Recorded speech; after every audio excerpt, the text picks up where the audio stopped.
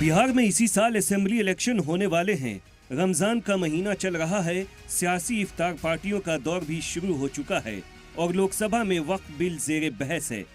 ऐसे में जमीयत उलमा हिंद ने एक बड़ा फैसला लेते हुए सेकुलर कहलाने वाले लीडरान के किसी भी तकरीब में शामिल नहीं होने का ऐलान किया है। साथ ही दीगर मुस्लिम तंजीमों से भी दूरी बनाने की अपील की है। अब तक मुल्क में सेकुलर कही जाने वाली कई सियासी पार्टियां अपने इलाके में इफ्तार पार्टी करती आ रही है, जिसमें मुस्लिम समाज से जुड़े कई लोग शामिल होते हैं। ऐसे इफ्तार पार्टी के नाम पर इन लीडरान को एक बड़ा सियासी प्लेटफॉर्म मिल जाता है।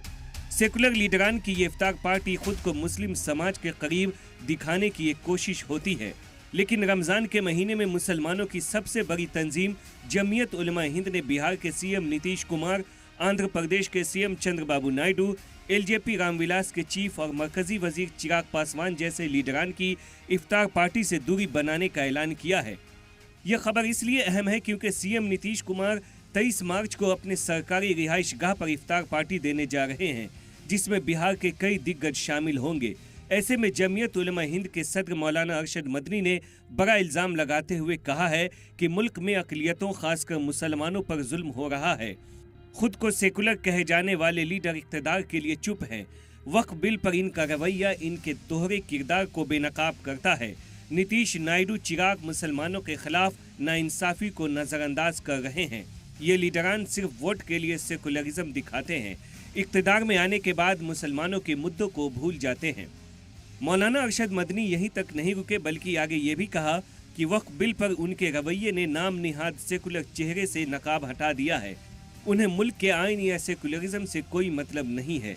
उन्हें मुसलमानों से कोई हमदर्दी नहीं है, बस उनके वोट चाहते हैं। इक़्तिदार में आने के बाद मुसलमानों को अपनी तरजीह से बाहर कर देते हैं, इसलिए अलामती एहतजाज के तौर पर उनके तकरीब में शामिल न होकर अपनी नाराज़गी जाहिर करें। जमीयत उलमा हिंद की नाराज़गी इसलिए दिख रही है क्योंकि जमीयत ने वक्फ बिल को लेकर नायडू, नीतीश जैसे सेकुलर लीडरान पर अपना रुख वाज़ेह करने को कहा था। सेकुलर लीडरान पर दबाव बनाने की कोशिश की थी। दिसंबर में नायडू के इलाके में 5 लाख मुसलमानों को जमा किया गया था।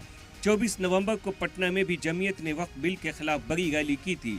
इन सब के बावजूद भी नायडू और नीतीश पर जमीयत की अपील का कोई असर नहीं पड़ा। ऐसे में जमीयत के इस बाइकॉट का असर कल होने वाले इफ्तार पार्टी में दिखे या न दिखे, लेकिन आने वाले असेंबली चुनाव में जरूर देखने को मिल सकता है। सलाम टीवी के लिए दिल्ली से नदीम अहमद की रिपोर्ट।